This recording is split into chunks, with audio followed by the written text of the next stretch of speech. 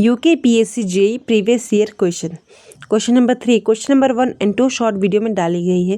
Question number 3, the neutral axis in a T beam section lies. T beam section में neutral axis कहाँ लाई करती है? With in the flange, outside the flange, either 1 और 2। इसका जो answer है either 1 और 2 है। आइए, न्यूट्रल एक्सिस इन टी बीम, ये एक टी बीम है। इस टी बीम के जो इसको कहते हैं विड्थ ऑफ फ्लैंज, ये थी ओवरऑल डेप्थ, और इसको कहते हैं इफेक्टिव डेप्थ।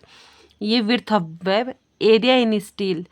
जो न्यूट्रल एक्सिस है टी बीम में है वो विद इन फ्लैंज भी लाई करती है और वेब पोर्शन में भी लाई करती है।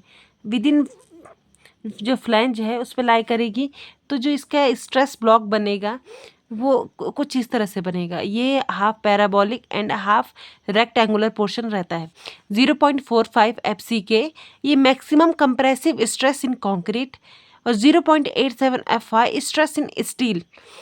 तो जो ये वाला पोर्शन है इसका जो सेंटर है और इसके AST तक के सेंटर को लीवर आर्म कहते हैं। इसका जो लीवर आर्म है D-0.42 XU।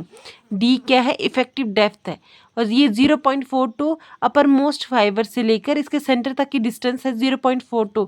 अब हम देखेंगे कि जो न्यूट्रल एक्सिस है जब वेब पोर्शन पे लाई करेगी, न्यूट्रल एक्सिस जब वेब पोर्शन पे लाई करती है तो उसका जो स्ट्रेस ब्लॉक बनता है वो कुछ इस तरह से बनता है, half parabolic and half rectangular.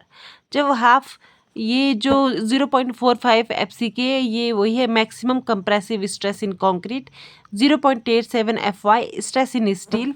और इसकी जो ये दो टाइप में लाई करता है, इसके यहाँ से यहाँ तक की डिस्टेंस और ये इसके यहाँ से यहाँ तक की डिस्टेंस, ये रेक्टेंगुलर पोर्शन का डिस्टेंस और ये पैराबोलिक पोर्शन का डिस्टेंस रहता है।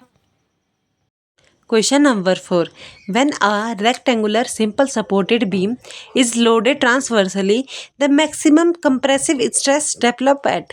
सिंपली सपोर्टेड बीम में मैक्सिमम कंप्रेसिव स्ट्रेस कहाँ डेवलप्स होता है?